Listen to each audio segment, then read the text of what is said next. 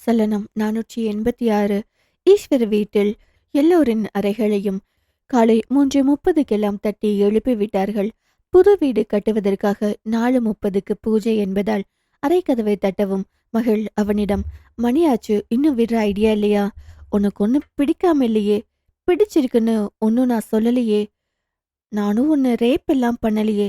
பிடிக்காட்டி போயிருக்கலாமே. நான் இது ரேப்ன்னு சொல்லல, பிடிக்கலன்னு சொல்லல. இதுதான் என் லைஃப்னு நான் அக்செப்ட் பண்ணிட்டேன். ஓகேவா? கொஞ்சம் தள்ளுங்க, ட்ரெஸ் மாத்தணும். ட்ரெஸ் எதுக்கு மகிழ்? இன்னும் உங்களுக்கு டயர்ட் ஆகல? ஆக சிறந்த போதை நீதான். நானும் எவ்வளவோ ட்ரை பண்றேன். உன் மேலான என் போதை குறையவே மாட்டேங்குது. அவள் முறைத்து கொண்டே அங்கிருந்த போர்வையை இழுத்து உடம்பை மறைத்து கொண்டே எழுந்து குளியலறை போய்விட்டாள். அர்ஜுன் எழுந்து அறை கதவை திறக்க, அண்ணம், தம்பி சீக்கிரம் குளிச்சுட்டு கீழே வாங்க, பூஜை இருக்கு. ஏனோ அவன் முகத்தை அண்ணம் பார்க்கவே இல்லை. பேத்தியாக இருந்தால் பேசிய அவள் குரலில் கண்டுபிடித்திருக்கலாம். ஏனோ ஏதோ யோசனையோடு போய்விட்டார் அவர்.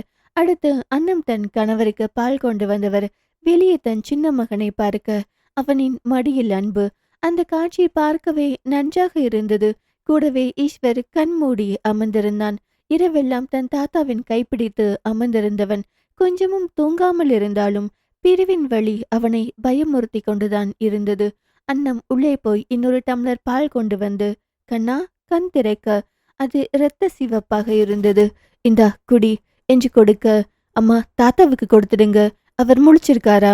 அவர் நைட்டெல்லாம் தூங்கவே இல்லம்மா. ஏன் கண்ணா, முடியலையா? ரொம்ப தெளிவா இருக்காரு. தன் இறுதி நாளை நினைத்து அவர் கையால மண் போட்டுதான் பூஜை ஸ்டார்ட் பண்ணணும். நீங்க அவருக்கு பால் கொடுத்துட்டீங்கன்னா நான் போய் கூட்டிட்டு வந்துடுவேன். என்ன நினைத்தாரோ ஒரு 2 எட்டு எடுத்தவர் மீண்டும் வந்து தன் மகனின் நெற்றியில் முத்தம் வைத்துவிட்டு, நீ அழுதா அவர் ரொம்ப கஷ்டப்படுவார். அவரின் முன்னாடி அழுது விடாதே. அப்புறம் நல்லது செய்ய போறோம். நீ சந்தோஷமா இருந்தாதான் அது தலைமுறையா சந்தோஷமா இருக்கும். பூஜையும் நிறைவா இருக்கும். அதனால கண்ணீர் விட்டுடாத. சரிங்கம்மா என்றவன், அம்மா நான் பால் குடிச்சிட்டு தாத்தாவை கூட்டிட்டு பூஜை ஏரியாவுக்கு போறேன். அப்பா அதி, நீங்க எல்லாரும் சீக்கிரம் வந்துடுங்க. சீக்கிரம் பின்னாடி பூஜைக்கு வர சொல்லுங்க. பிள்ளைகள் எல்லாம் வர சொல்லிடுங்க.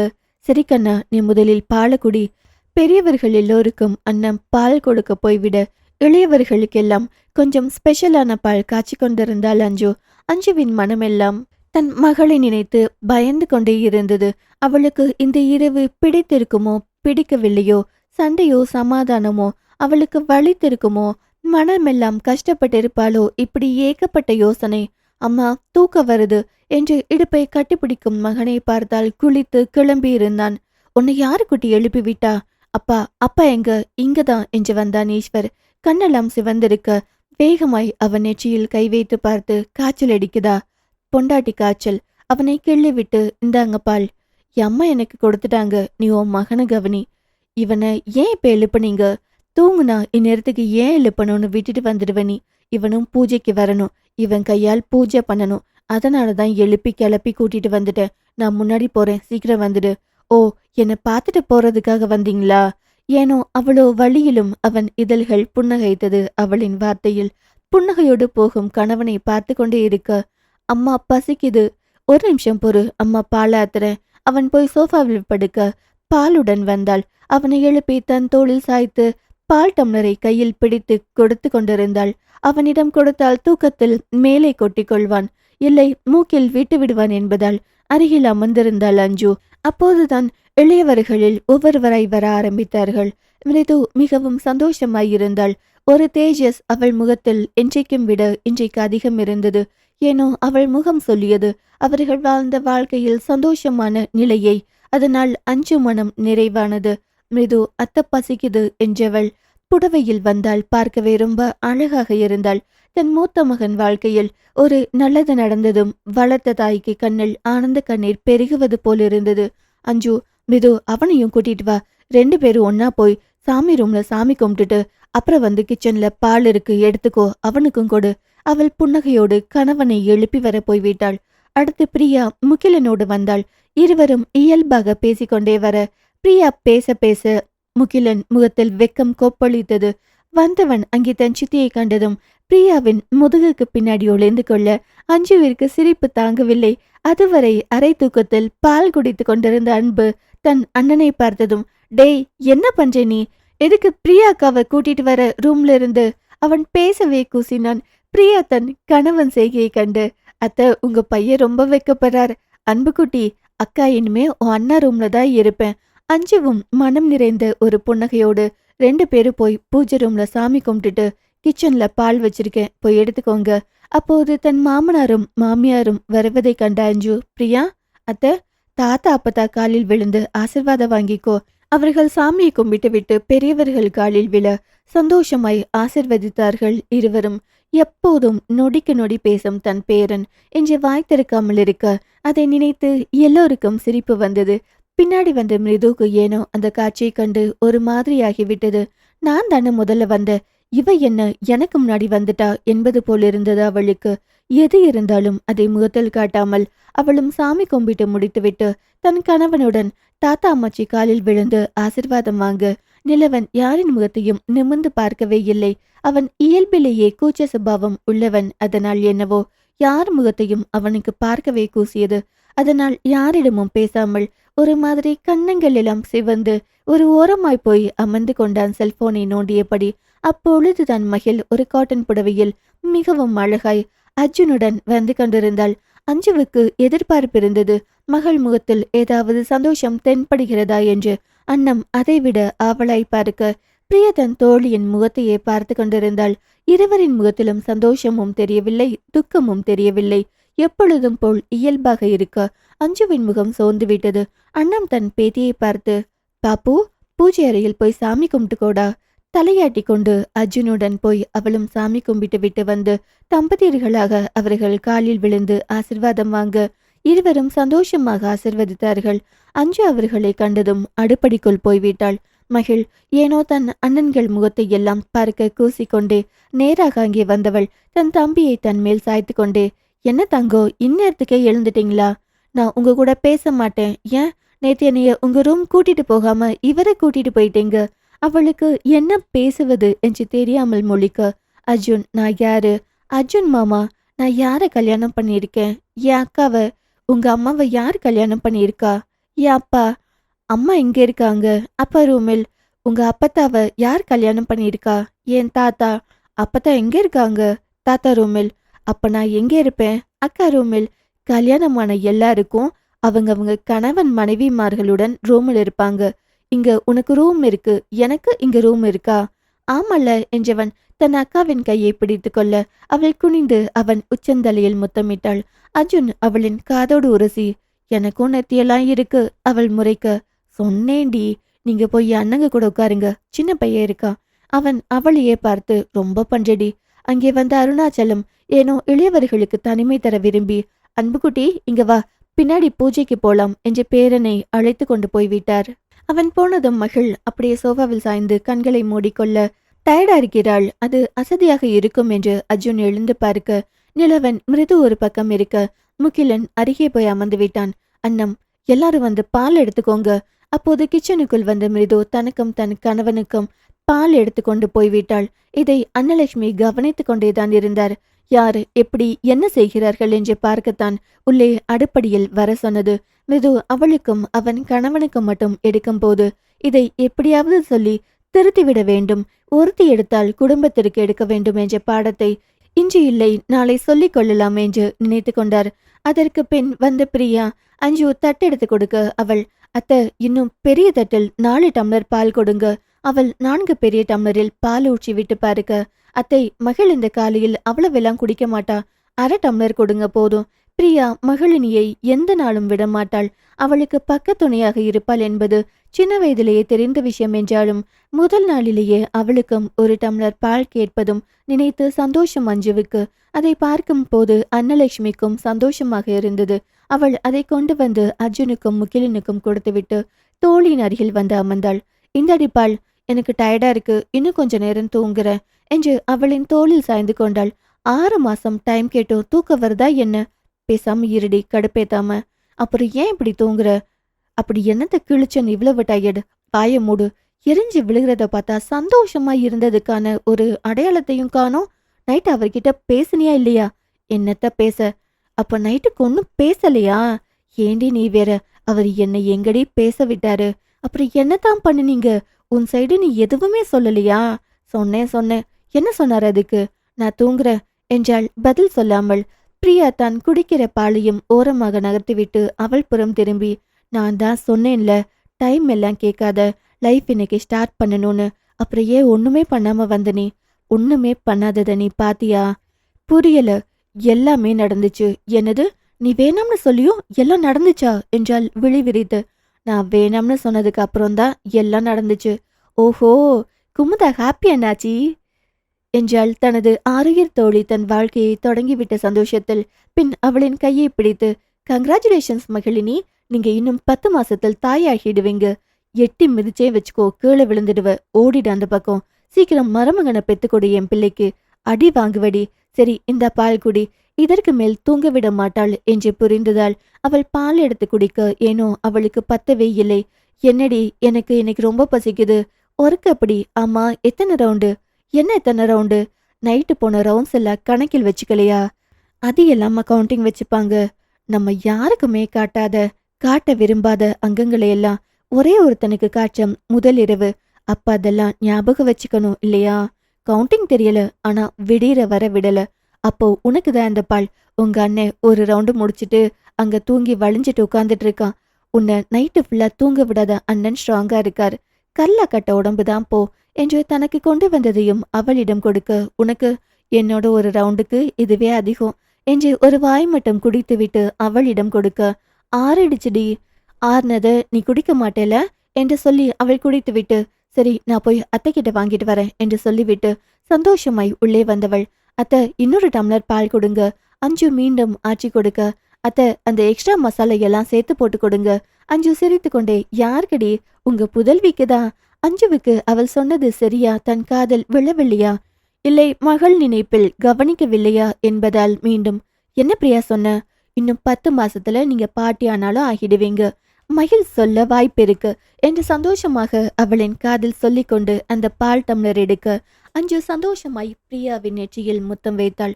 அன்னலட்சுமிக்கு கண்ணெல்லாம் ஆனந்த கண்ணீர். ஆனால் எதையும் வெளிக்காட்டி கொள்ளாமல் கடவுளுக்கு நன்றி சொன்னார். பிரியா மீண்டும் அஞ்சுவின் நெற்றியில் முத்தத்தை வைத்துவிட்டு, அவ ஒரு ஏஞ்சல், அவளுக்கு எந்த கெட்டதும் நடக்காது, ரொம்ப சந்தோஷமா இருப்பா, நீங்க அவளை நினைச்சு கவலையே பட வேண்டாம் என்று சொல்லி அவள் எடுத்துக்கொண்டு வெளியே போக, அப்போது உள்ளே வந்த மிருது, ஏனுங்கத்த, நான் உங்க அண்ணன் பொண்ணு, எனக்கெல்லாம் முத்தம் கொடுக்கல, அவளுக்கு மட்டும் முத்தம் கொடுக்குறீங்க. அவளின் கையை பிடித்து இழுத்து அவளின் நெற்றியில் முத்தம் வைத்து, அவ சந்தோஷமான விஷயம் சொன்னா, அதனால கொடுத்தேன். நீ எனக்கு என்ன சொன்ன? அப்படி என்ன சந்தோஷமான விஷயம்? அவளும் உங்க மகனை தான் கல்யாணம் பண்ணி இருக்கா, நானும் உங்க மகனை தான் கல்யாணம் பண்ணியிருக்கேன். நாங்களும் சந்தோஷமா தான் எங்க வாழ்க்கைய ஆரம்பிச்சிருக்கோம். நீங்க எல்லாரும் சந்தோஷமான வாழ்க்கைய ஆரம்பிச்சிருக்கீங்கடி. ஆனா மகிழ் அப்படி இல்லைல, அவ வாழ்க்கையிலும் நல்லது நடந்துருச்சுன்னு பிரியா சொன்னா. அதான். அப்படியா? சந்தோஷத்தை இதே மாதிரி என் அண்ணன் வாழ்க்கையிலும் சந்தோஷம் நடந்தா எனக்கு சந்தோஷம் என்று சொல்லிவிட்டு அவள் போய்விட்டாள். அஞ்சுவும் ஆதினி வரவை எதிர்பார்த்து கொண்டிருந்தாள். நந்தினி மாத்திரை விழுங்குவதால் கடைசி நேரத்தில் எழுப்பிக் கொள்ளலாம் என்பதால் எல்லோரையும் கிளப்பி விட்டுவிட்டு தன் அக்காவை எழுப்பி விட்டுவிட்டு வந்தாள். கொஞ்ச நேரத்தில் ஆதினி தீரனுடன் கிளம்பி வர, உள்ளே நுழைந்ததும் தீரன் கண்ட காட்சி அங்கு சோஃபாவில் அமர்ந்திருந்த மகளினியை தான். அவள் பிரியாவின் தோளில் சாய்ந்திருக்க, அவள் முகத்தில் சந்தோஷமும் இல்லை, துக்கமும் இல்லை. என்னதான் இருந்தாலும், எவ்வளவுதான் நெருக்கடிகள் வந்தாலும், திருமணத்திற்கு பின் வந்த முதல் இரவை கடந்து வருவதற்கு தீரன் பட்ட அவஸ்தையை, அந்த இரவை மகிழ் எப்படி கடந்திருப்பாள் என்று நினைக்கும் போது அவனுக்கு வலித்தது. பிரியா அவளின் தோள்களை தட்டி கொண்டு ஏதோ பேசிக் கொண்டிருப்பதை பார்த்தான். மகிழ் தன் தாலியை எடுத்துக்காட்டி ஏதோ சொல்லிக் கொண்டிருக்க, அப்போதுதான் அவள் அர்ஜுன் மனைவி என்று நினைவிற்கு வரவும், கூடவே இவளை ஆற்றவும் தேற்றவும் எப்போதும் யாராவது இருக்கிறார்கள், கண்டிப்பாக இவள் சந்தோஷமாக இருக்கணும் என்று நினைத்து கொண்டே உள்ளே வந்தான். என்ன நினைத்தானோ, ஒரு ஸ்டெப் திரும்பி பார்க்க ஆதினி சற்று பின்னாடி வர, அவள் வரும் வரை அங்கேயே நின்று அவளோடு சேர்ந்து உள்ளே வந்தான்.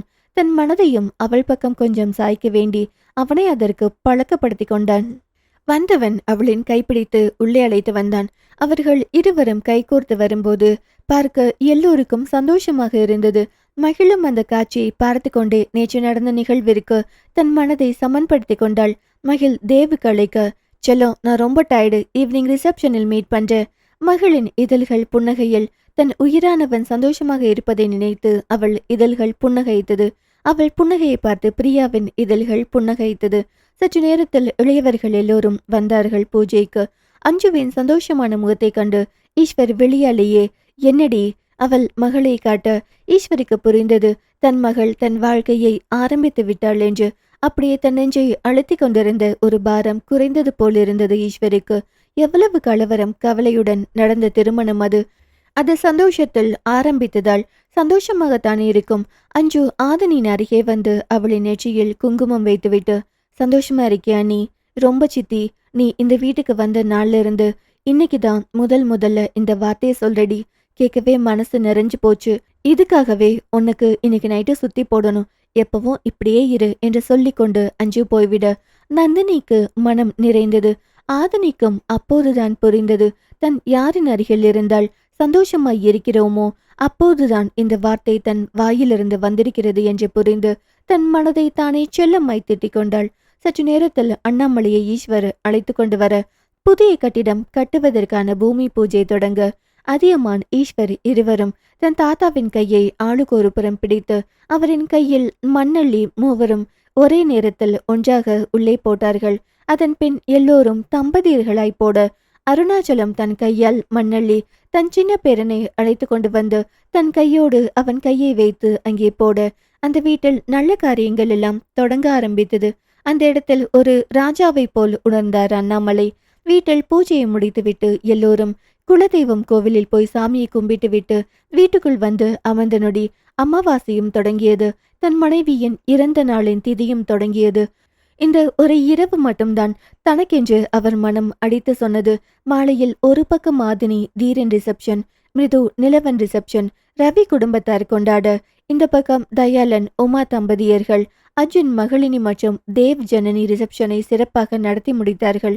ஈஸ்வரிடம் கையை பிடித்து அண்ணாமலை எல்லோரையும் வர சொல் என்று சொன்னதும் அவரின் உயிரும் இந்த உலகத்தை விட்டு பிரியும் நொடிக்காய் சந்தோஷமாய் காத்திருந்தது. தன் அறைக்கு போகவில்லை என்று சொல்லிவிட்டார்.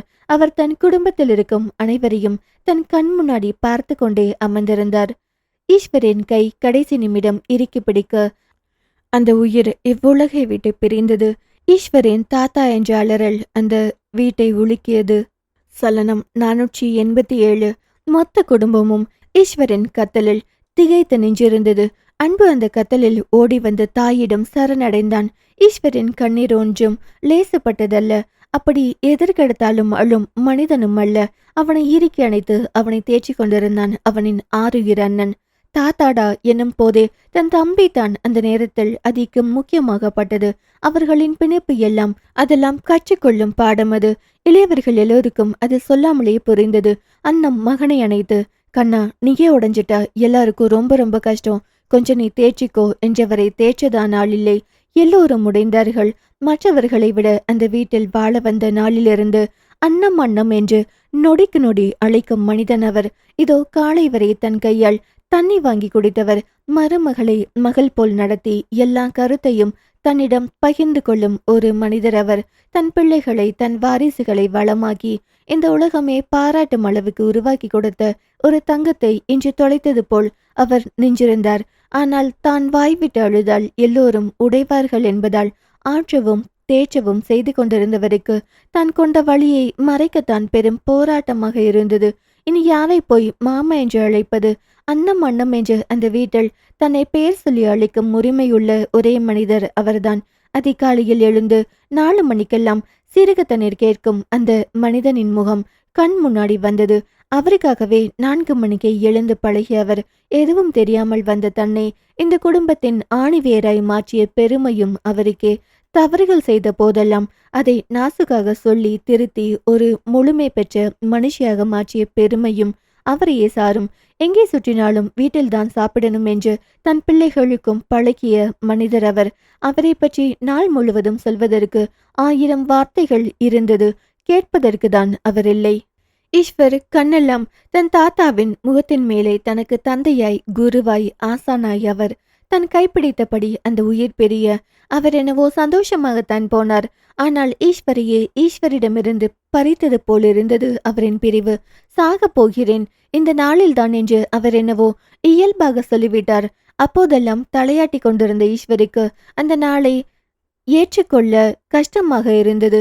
நினைவு தெரிந்த நொடியிலிருந்து தான் கைப்பிடித்த கையது.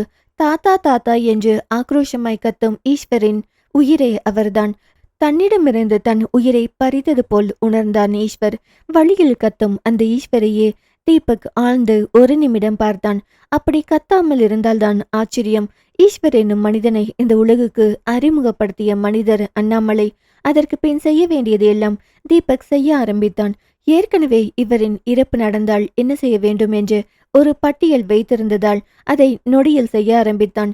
யாரிடம் என்ன கேட்கலாம் என்று எதுவும் அந்த நேரத்தில் கேட்க முடியாது. மொத்த குடும்பமும் உடைந்து போயிருந்தது.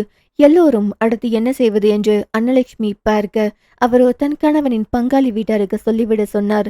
நொடி நேரத்தில் வந்துவிட்டார்கள் அவர்கள். இந்த மாபெரும் மனிதன் இறந்த பிறகு தீபக் செய்த முதல் விஷயம் கொங்கு மண்ணில் செய்யப்படும் சடங்கின் முதல் சடங்கை செய்ய முடி திருத்தம் தொழில் செய்யும் காசி என்னும் மாசற்ற மனிதருக்கு அழைப்பு விடுத்தான்.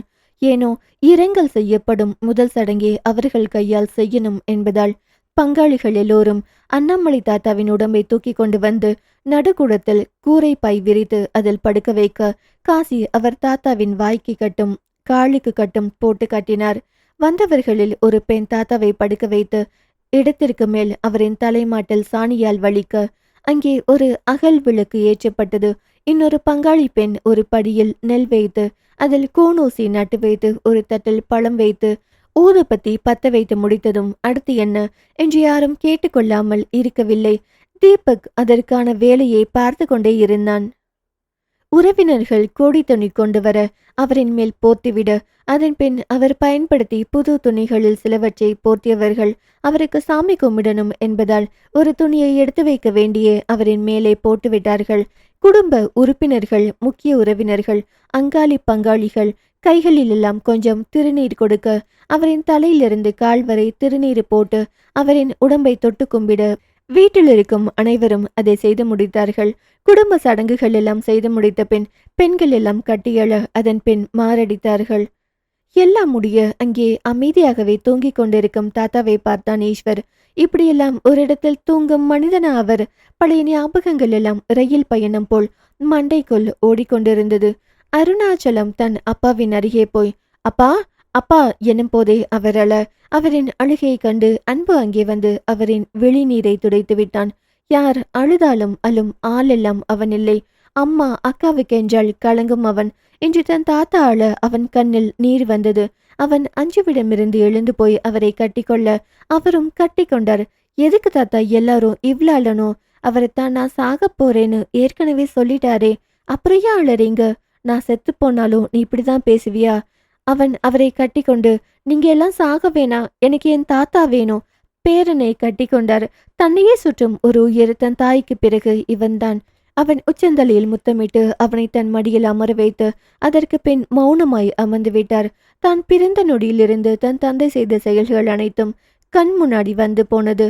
அதியமான் தன் தாத்தாவின் அருகில் போய் அவரையே பார்த்தான். ஏனோ தானோ என்று கடமைக்கு வாழ்ந்த மனிதன் அல்ல அவர். 7 தலைமுறைக்கு முன்னாடி நாங்க அப்படி இருந்தோம் இப்படி இருந்தோம் என்று கும்மால் அடிக்கும் மனிதர்களுக்கு மத்தியில் அடுத்த தலைமுறை வரை எப்படி இருக்கணும் என்று தங்களுக்கு பாடம் வகுத்து கொடுத்து போயிருக்கும் முதன்மையான மனிதன் அவர். அவர் வாழ்ந்தவரை சந்தோஷமாக இருந்தாரா என்று கேட்டால் தெரியாது.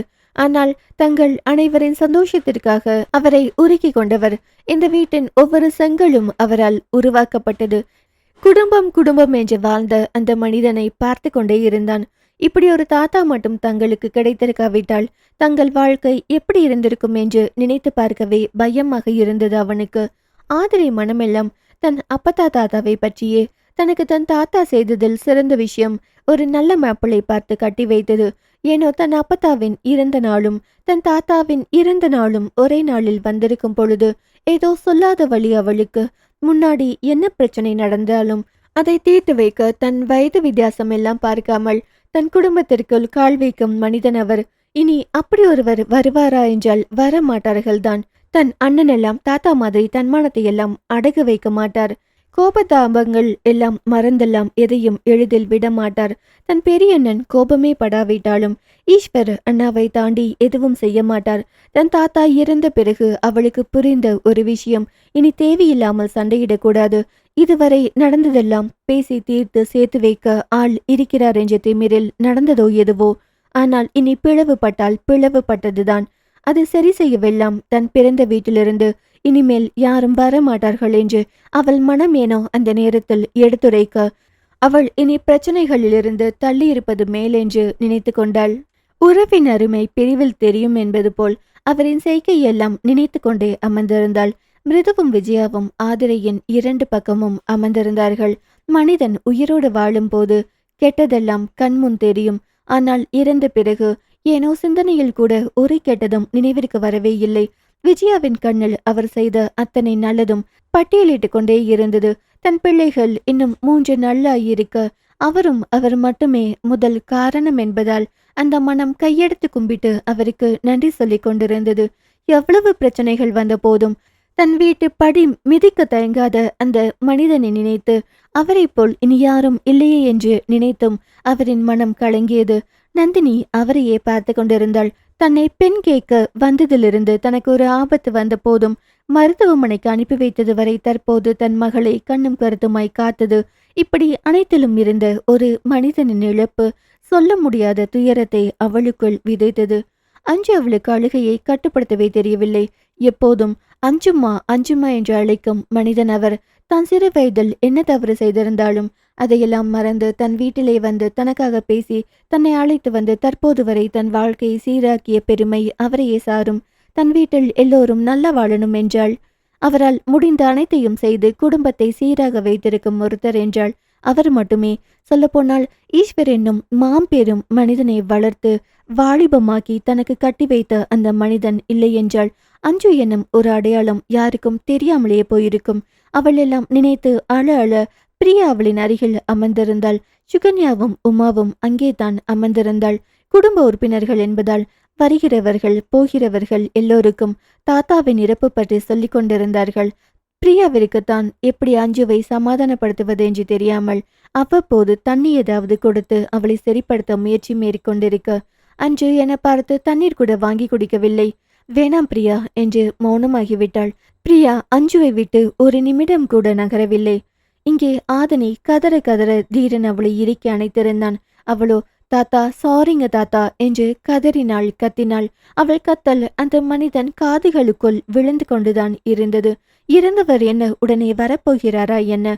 ஆனால் அந்த ஆன்மா அவர்களைத்தான் சுற்றி கொண்டிருந்தது. பாவம், அவளுக்கு தான் அது தெரியவில்லை. தீரன், ரொம்ப அழாத, உனக்கு முடியாம போயிடும். இதற்கு முன்னாடி நான் ஒரு நாளும் இவருக்காக அழல மாமா. ஆனால் அவரின் கடைசி மூச்சு விடும் நொடி வரை என் வாழ்க்கையை பற்றி மட்டுமே யோசித்த மனுஷ மாமா அவரு. என்ன மட்டும் யோசித்த ஒருத்தரை நான் கண்டுக்கலையே. என்ன பற்றியே இப்படி முழு நேரமும் யோசித்த ஒரு மனிதன் இனிமேல் யாராச்சும் வருவாங்களா என்று கேட்டால் கூட எனக்கு தெரியாது மாமா. இந்த வீட்ல எல்லாருமே நான் உயிரோட இல்லை என்று நினைக்கும் பொழுது அவரின் வயோதிக காலத்தில் மொத்த காலத்தையும் எனக்காகவும் என் நலனுக்காகவுமே செலவழித்த மனிதன் மாமா அவர். உங்களை எனக்கே கட்டி வைக்க சொல்லி மகளினிடம் கேட்ட மனிதர் மாமா அவர்.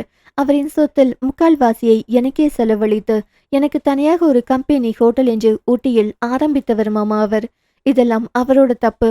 அதனால் செய்கிறார் என்ற வெறுப்பில் இருந்தேன்னா எனக்கு அவ்வளோ பெரிய விஷயமாக தெரியவில்லை. ஆனால் நாளாக நாளாகத்தான் நான் எவ்வளவு முக்கியம் என்றால் அவர் இதையெல்லாம் செய்திருப்பார். எல்லோரிடமும் என் நலனுக்காய் கெஞ்சிய அந்த மனிதனின் முகம் இப்போது கண் முன்னாடி வருது மாமா. எனக்கு சாரி கேட்கணும் மாமா. ப்ளீஸ் தாத்தா, என்னை மன்னிச்சிடுங்க என்று அவள் மன்றாடி கொண்டிருந்தால் தான் செய்த எல்லாத்துக்கும் சேர்த்து ஏனோ இருக்கும் வரை அவரிடம் போய் ஒரு தரம் கூட என் செய்கைகளுக்கு ஏன் மன்னிப்பு கேட்கவில்லை என்று இப்போது பெண்ணவள் மனம் அவளை கேள்வி கேட்டு குடைந்து கொண்டிருக்க அந்த குடிச்சில் எல்லாம் வார்த்தைகளாக வந்து அவள் கதறி கொண்டிருந்தாள். மகிழ், அவளை சுற்றி நிலவன் முகிலன் இருந்தார்கள். தனக்கு தொழில் சொல்லிக் கொடுத்து தன்னை இந்த சமூகத்தில் எப்படி நடக்க வேண்டும், எத்தனை கம்பெனிகளை எப்படி கட்டி ஆள வேண்டும் என்று தனக்கு கற்றுக் கொடுத்த ஆசான் அல்லவா அவர். அவரின் இழப்பு அவளை தாக்கியது. மகிழ் கண்ணில் தன் அண்ணாமலை தாத்தாவின் முகமே. அவள் அழ அழ தேவ அவளை தேய்ச்சி கொண்டிருக்க அருகே ஜனனி இருந்தாள். தீபக்கிற்கு முழு சப்போர்ட் அர்ஜுனும் தயாளனுமே செய்து கொண்டிருந்தார்கள். கூட தமிழ் மாறனும் வந்தவர்களை தீபக்குடன் வரவேற்க செய்ய அடுத்து செய்யும் சடங்குகள் எல்லாம் செய்து கொண்டிருந்தாலும் அவன் கண் அவளிடம் வந்து வந்து போய்க் கொண்டிருந்தது. மகள் வெளியில் ஒரு சொட்டு நீர் வெளியே விட்டு எட்டும் நேரத்திற்குள் தேவதை துடைத்திருந்தான். உண்மையாகவே இவனை மாதிரி ஒரு ஆணெல்லாம் நண்பனாக கிடைக்க எந்த பெண்ணும் கொடுத்து வைத்திருக்க வேண்டும். ஜனனிக்கு தேவ் மேலும் காதல் வந்தது. ஏனோ அவன் மகளினியை பார்த்து கொள்ளும் விதத்தை பார்த்துதான் அவன் மேல் காதல் வந்தது அவளுக்கு. இன்று அவன் அவளை அளவிடாமல் இருக்க என்னென்னவோ செய்து கொண்டிருந்தான். நிலவன் மனமெல்லாம் அவரிடமே. இந்த வீட்டில் இளைஞர்கள் என்றால் தனக்கும் மகளுக்கும் மட்டுமே தொழில் கற்றுக் கொடுத்தவர் அவர். தங்கள் வீட்டில் தாங்கள் இருவரும் மட்டுமே மற்றவர்களை விட பெஸ்டாக இருப்பதற்கு காரணமும் அவரிடம் கற்ற கல்விதான். அதிகாலையில் எழுந்து இறப்பதற்கு முதல் நாள் வரை பிசினஸ் பற்றி பேசும் அந்த மாபெரும் மனிதனை இனி எப்படி பார்ப்போம், எப்போது பார்ப்போம்? இந்த குரல் இனி இந்த வீட்டில் ஒலிக்காதே. யோசிக்க யோசிக்க ரொம்ப வலித்தது. முகிலனுக்கு தான் செய்த தவறு தற்போதுதான் நினைவிற்கு வந்தது. ஒருவேளை அன்று தாத்தாவிடம் வெளிநாடு போகாமல் இருந்திருந்தால் இந்நேரம் இந்த விளையாட்டுத்தனம் எல்லாம் தன்னிடமிருந்து போயிருக்குமோ? அவரை பற்றி பேசணும் என்றால் அங்கே அவரின் சீடனான ஈஸ்வர் என்னும் ஒரு மனிதனை உலகமே அறியும். அதே போல்தான் தங்களையும் வளர்த்திருப்பார். ஏனோ அந்த குருவிடம் கற்றிக்காமல் போய்விட்டோமே என்ற வருத்தம் அவனுக்கு. அருகே போய் பேசவே எல்லோரும் பயப்படும் அவரிடம். பம்பிழுத்து விளையாடும் ஒருவன் என்றால் அது தான் மட்டுமே. அவருக்கும் விளையாட்டுத்தனங்கள் பிடிக்கும். ஆனால் அது தன்னிடம் மட்டுமே என்பதால் தனக்கு விவரம் தெரிந்த நாளிலிருந்து தான் பார்த்த அந்த உருவம் தற்போது படத்திருக்கும் வரை யோசித்து யோசித்து ஒரு மாதிரி உடைந்து போனான் அவன். சுற்றத்தாரில் மிகப்பெரிய இழப்பு என்பதால் வந்திருந்த உறவினர்களில் பாதி பேர் ரவிக்கும் தண்டபாணிக்கும் தெரியும் என்பதால் அவர்கள் ஒரு புறம் அவர்களை எல்லாம் வரவேற்று அமர வைத்து அவர்களிடம் பேசி கொண்டிருந்தார்கள். அப்போது காசி அண்ணா தீபக்கிடம் வந்து, ஐயா, எரிப்பதா புரைப்பதா? ஆட்கள் கூட்டம் அதிகமாகிக் கொண்டிருக்கிறது. என் தாத்தாவின் வார்த்தைகள் காதில் ஒலித்தது. என்னை எல்லோரும் வந்து பார்த்து போட்டோ எடுத்து விளம்பரம் போல் உபயோகப்படுத்த வேண்டாம். என் சாவு சடங்குகள் எல்லாம் பப்ளிசிட்டி பண்ண வேண்டாம். விரைவில் முடித்துவிட வேண்டும் என்றதும் ஈஸ்வர் தீபிகை அழைத்து, தாத்தாவின் உடலை அப்பத்தாவின் உடலுக்கு பக்கத்துல தான் புதைக்க போறோம். ஒரு 2 மணிக்கெல்லாம் எடுத்துடுவோம். தீபக் சார், நம்ம கம்பெனியில் முன்னாடி இருந்தவர்களிலிருந்து தற்போது இருக்கிறவர்கள் வரை அனைவரும் தாத்தாவின் உடம்பை பார்க்கணும் என்று நினைக்கிறார்கள். ரொம்ப கூட்டமாயிடும் தீபக். அவருக்கு அதில் விருப்பமோ இல்ல. பிறந்தவர்கள் எல்லாம் இறக்கத்தான் போகிறார்கள். அது ஏன் கொண்டாடணும் என்று நினைக்கும் மனிதன் அவர். வருகிறவர்கள் வரட்டும். இல்லாவிட்டால் ஆபீஸில் ஒரு நாள் அவருடைய போட்டோ வைத்து அவருக்கு நினைவஞ்சலி செலுத்தி விடலாம். இப்போ சீக்கிரம் சடங்கெல்லாம் முடித்து கொண்டு போயிடலாம். அப்போதுதான் காசி அவர் பிறந்த இடத்து கொடி போடும் ஆட்கள் வாங்க நான் நீ என்று வர அண்ணாமலை தாத்தாவின் உடன் பிறந்த குடும்பத்தில் இருக்கும் ஒரு தம்பதியர்கள் வந்து, யார் வேண்டுமானாலும் போடுவதற்கு நாங்கள் அனுமதி தர மாட்டோம். நான் தான் உடன் பிறந்தவன். என்னோட உரிமையை நான் யாருக்கும் விட்டு கொடுக்க மாட்டேன் என்று சொல்லி அவர்கள் கையால் மஞ்சள் அரைத்து தேய்க்கணும் என்னும் போது மற்றவர்கள் அதற்கு முழு மனதாய் சம்மதிக்க அங்கே மஞ்சள் அரைத்து தேய்த்து அவரை சுற்றி தெளித்தார்கள். ஈஸ்வருக்கு அப்பொழுது குற்ற உணர்ச்சி உண்டானது. அவன் நிமிர்ந்து ரவியை பார்த்தான். ரவி வந்திருந்தவர்கள் எல்லோரையும் அமர வைத்து அவர்களுக்கு டீ காப்பி கொடுக்க சொல்லி பார்த்து கொண்டிருப்பதைக் கண்டு ஒரு மாதிரியானது அவனுக்கு. தன் தாத்தாவின் பங்காளிகள் அவர்கள் உரிமையை விட்டு கொடுக்காமல் இறப்புக்கு சடங்குகளை வந்து செய்யும் பொழுது நான் மட்டும் ஏனென்று அப்படி நடந்து கொண்டோம் என்று ஒரு உணர்வு அப்போதுதான் அவனுக்கு எழுந்தது. பிறப்பிலிருந்து இறப்பு வரை உடன் வரும் உறவு, பிறந்த எடுத்த உறவு, பிறந்தெடுத்து கோடி என்பது சாகும் வரை உடன் வரும் பொழுது இந்த உறவை நாம் ஏன் பிரிந்தோம் என்னும் அளவுக்கு வலித்தது ஈஸ்வருக்கு. மஞ்சள் அரைச்சு தெளிச்சு முடித்ததும் அங்கே அமரரூர்த்தி கொண்டு வர அதில் ஏற்றும் பொழுது உடைந்து போனார்கள் அனைவரும். கொஞ்ச நேரம் புதைப்பதற்கு முன் அங்கே வைத்து உறவினர்கள் எல்லோரும் அழுது முடிக்க அவரின் இறப்பு அப்போது சந்தோஷமாக அவரை வழி அனுப்ப வேண்டி பட்டாசு வெடித்து அந்த ஆழ்ந்த மகாராஜனை 6 அடி மண் குழியில் புதைத்தார்கள். எவ்வளவு சம்பாதித்தாலும் 6 அடி மண் மட்டும்தான் கடைசியில் தனக்கென்று உணர்ந்த அண்ணாமலை தாத்தா தனக்காக எதையும் சேமிக்கவில்லை. இருக்கும்போது எல்லாவற்றையும் தன் தலைமுறைக்கு என்று விட்டுவிட்டு போனார். ஆனால் அவருக்கு பின் வரும் தலைமுறைக்கு 6 அடி நிலம் கூட தேவைப்படாது என்று ஒரு சொம்பு போதும் என்பதை காலம் உணர்த்தும் மாய வித்தையே அண்ணாமலை என்னும் மனிதனின் இறப்பு. யாரும் யாரிடமும் சரியாக பேசிக்கொள்ளவில்லை. வீட்டிற்கு ஒருவர் மாற்றி ஒருவர் விசாரிக்க வர 2 நாள் முடிந்து விட்டது. இன்னும் அதுவரை ஓய்ந்திருந்த அன்னலட்சுமி அன்று அனைவரும் 3ஆம் நாள் காரியத்திற்கு படு வேகமாய் வேலை செய்ய ஆரம்பித்தார்கள். வீடு முழுவதும் கழுவி சுத்தம் செய்யப்பட்டு சாணி போட்டு வாசல் மொழிகி எல்லாம் தயாராக இருந்தது. 3ஆம் நாள் அன்று தகப்பனுக்கு மகன் மொட்டை எடுக்கணும் என்பதால் அருணாச்சலம் அவருக்கு மொட்டை எடுத்துவிட்டு கொண்டு போன பசும்பாலும் நெய்யும் ஒரு ஆவாரம் செடியின் மேல் ஊற்றிவிட்டு கிளம்பி வந்து விட்டார். சடங்குகள் எல்லாம் முடிந்து அவரவர் இடத்தில் வந்து அமர்ந்தார்கள். எல்லாம் முடிந்து அறைக்கு வந்த பின் ஈஸ்வர் அஞ்சுவின் மடியில் படுத்து அவரை பற்றி நினைத்து கண்ணீரில் மூழ்க அவன் அழட்டும் என்று அளவிட்டு அவன் கேசத்தில் தன் விரல்கள் விட்டு கோதிக்கொண்டு முதுகில் தட்டி கொண்டே இருந்தாள். மற்றவர்களை காட்டிலும் ஈஸ்வருக்கு அதிக இழப்பு அவரின் இறப்பு.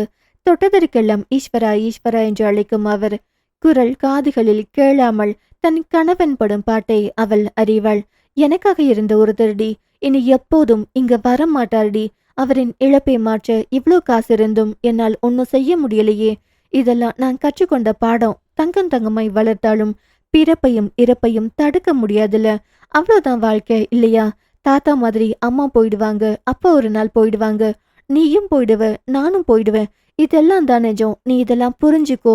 ஏனோ அவன் குழந்தை போல் கத்தியள அஞ்சு அதையெல்லாம் கேட்டுக்கொண்டிருந்தாள். அவளுக்கும் அழுகை வந்தது. ஆனால் கட்டுப்படுத்தி கொண்டாள். தன் கணவனுக்குள் இருக்கும் வலியை எல்லோரிடமும் போய் காட்ட முடியாது. தன்னுடைய எல்லா முகத்தையும் காட்டும் ஒரேயாள் அவருக்கு தான் தான் என்பதால் என்னவோ சத்தமாக அழுது கொண்டிருந்த அவனை தேய்ச்சி கொண்டிருந்தாள். அவரின் சாம்ராஜ்யம் முடிந்து புது சாம்ராஜ்யம் தொடங்கியது. 3 நாள் முடிந்து 4ஆம் நாள் ஈஸ்வர் கீழே வர இளையவர்கள் அனைவரும் அமர்ந்திருக்க எல்லோரும் ஆஃபீஸ் போலையா? கல்யாணம், ரிசப்ஷன், கோவில், இப்ப தாத்தா இரங்கல், இப்படி ஏதாவது காரணம் சொல்லி இத்தனை நாள் லீவு போட்டாச்சு. இன்னும் எத்தனை நாள் இப்படியே இருக்கிறதா உத்தேசம்? முகிலன், தாத்தா துக்கத்திலிருந்து வெளியே வர முடியல. தாத்தா துக்கம் எல்லாம் முடிஞ்சு 3 நாள் ஆச்சு. இப்படியெல்லாம் இருந்தா தாத்தாவுக்கு பிடிக்காது. பாட்டி இருந்த ஒரு வாரத்தில் தாத்தா மொத்த கம்பெனியும் தன் தோளில் சுமந்தார். எல்லாரும் ஆஃபீஸ் போங்க. முகிலன், சித்தப்பா, அங்க போனாலும் தாத்தா ஞாபகம் வரும். இனி எப்போதும் எங்க போனாலும் ஏதோ ஒரு விஷயத்தில் தாத்தா செயல், பேச்சு, அறிவுரை இப்படி ஞாபகப்படுத்தி கொண்டேதான் இருப்பார் என்றவர் தீபக் போனுக்கு அழைக்க அவனோ, சொல்லுங்க சார், பசங்க எல்லாரும் ஆஃபீஸ் வந்தா சம்பளம் கொடு, லீவு போட்டா சம்பளத்தை கட் பண்ணிடு. அதுவரை சாதாரணமாக அமர்ந்திருந்த இளையவர்கள் எல்லாம் ஈஸ்வரையே பே என்று பாருக்க இடுப்பில் கை வைத்து முறைத்து, இந்த மாசம் சம்பளம் வாங்கணும் என்றால் ஆஃபீஸ் போங்க, இல்லாட்டி வீட்லேயே இருங்க என்று சொல்லிவிட்டு அலுவலகம் ஈஸ்வரி கிளம்பிவிட சற்று நேரத்தில் தங்களது மடிக்கணினி எல்லாம் தூக்கி கொண்டு அலுவலகத்தை நோக்கி விரைந்தார்கள் இளையவர்கள். அந்த நேரத்தில் பாரதி உள்ளூரில் இல்லாததால் தாத்தாவின் இறப்பு கேள்விப்பட்டு தன் குடும்பத்தாரோடு அன்று தன் வீட்டிற்கு வந்தாள். இம்முறை யாருமே அவளை கேள்வி கேட்டு குடையவில்லை. மரியாதையோடு நடத்தினார்கள். அண்ணாமலையின் வேண்டுகோளுக்கிணங்க. சலனம் 488. எல்லோரும் அலுவலகம் கிளம்பிவிட அன்னம், இந்நேரம் என் மாமா இருந்தா சீரக தண்ணீர் கேட்டிருப்பார். இன்னைக்கு இடியாப்பம் தேங்காய் பால் அவருக்கு ரொம்ப பிடிக்கும். இவ்ளோ செஞ்சேன், ஆனா சாப்பிட அவர் இல்ல என்று புலம்ப.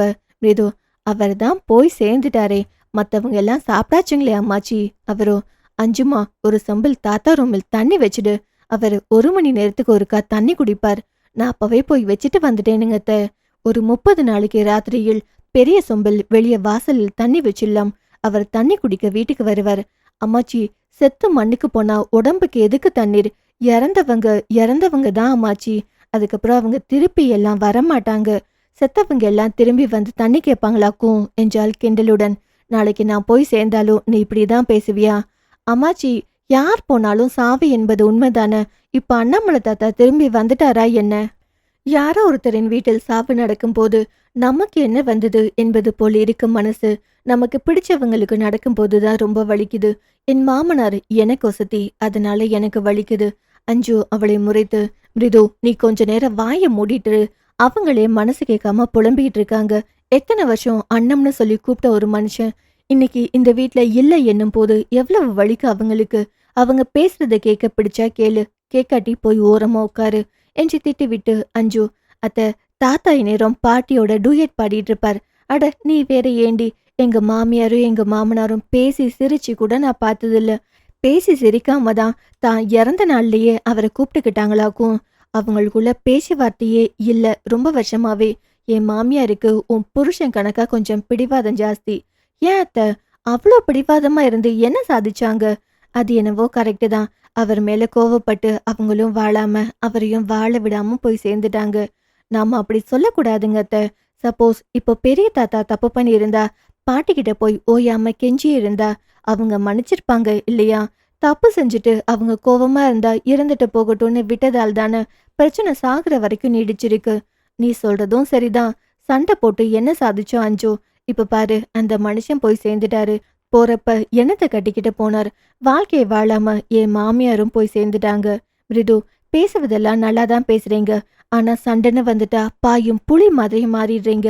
அண்ணம், நாங்க என்ன பேசுறோம்னு தெரியாம நீ ஏன் அரைகுறையா புரிஞ்சுக்கிட்டு இப்ப எதுக்குடி பதில் சொல்ற?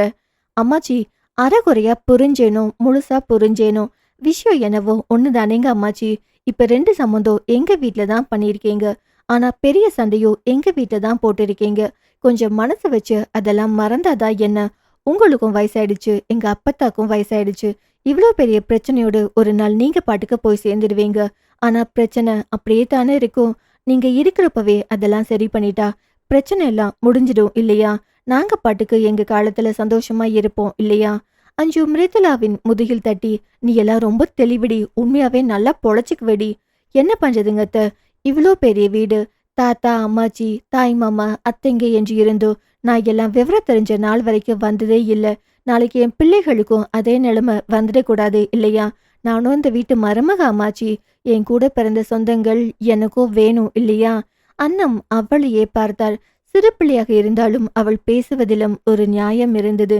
நல்லா வாழ்ந்த மனுஷனே ஒரு நிமிஷத்தில் போய் சேர்ந்துட்டாரு. நம்ம மட்டும் என்னத்த கட்டிக்கிட்டு கொண்டு போக போறோம்?